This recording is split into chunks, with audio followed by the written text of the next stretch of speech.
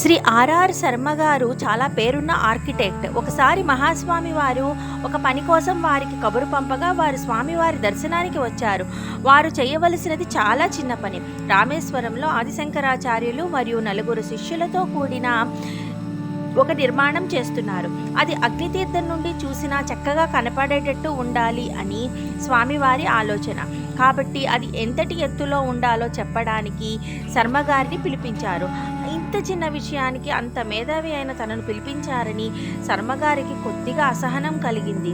అంతేకాక వారు పరమాచార్య స్వామి వారిని చూచి మనసులో ఇలా అనుకున్నారు, శంకరాచార్యుల గురించి ప్రజలందరూ అంతలా చెప్పుకుంటారు, కానీ వీరేమో చెప్పుకోవలసినంతగా ఉన్నట్లు కనిపించటం లేదు. వీరు అసాధారణంగా కూడా కనపడటం లేదు. పైగా అందరూ అనుకుంటున్నట్టు అంత మేధావులుగా కూడా అగుపించటం లేదు. పరమాచార్య స్వామి వారు ఎప్పటిలాగే తమ ధోరణిలో శర్మగారితో మాట్లాడుతున్నారు. వివిధ రకములైన కొలతలను చెప్పమన్నారు స్వామివారు. అవి అడుగు, గజము, మైలు మొదలైనవి అని చెప్పుకొచ్చారు శర్మగారు.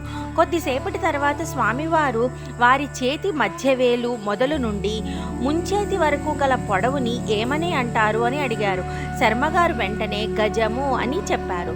మళ్ళీ కొద్దిసేపటి తర్వాత స్వామివారు అరచేతి వేళ్లను బాగా తెరచి బొటని వేలు పైనుండి చిటికిన వేలు మొదటి వరకు ఉన్న దూరాన్ని ఏమని అంటారు అని అడిగారు.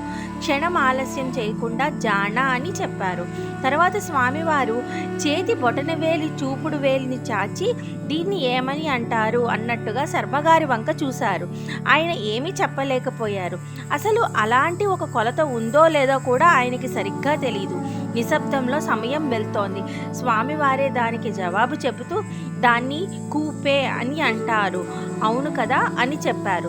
ఆ రోజుల్లో రామేశ్వరం నుండి చెన్నైకి ఉన్న ఒకే ఒక్క ట్రైను బోట్ మెయిల్. శర్మగారు ఆ రాత్రికే ట్రైన్ ఎక్కారు. ఆ విషయాన్ని ధృవీకరించుకునేదాకా వారికి నిద్ర పట్టేటట్టు లేదు.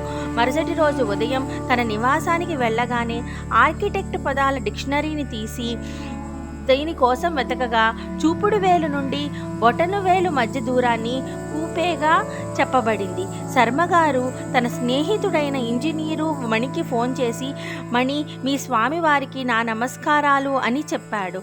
అపార కరుణా సింధుం జ్ఞానదం శాంతరూపిణం శ్రీచంద్రశేఖర గురుం ప్రణమామి ముదావహం.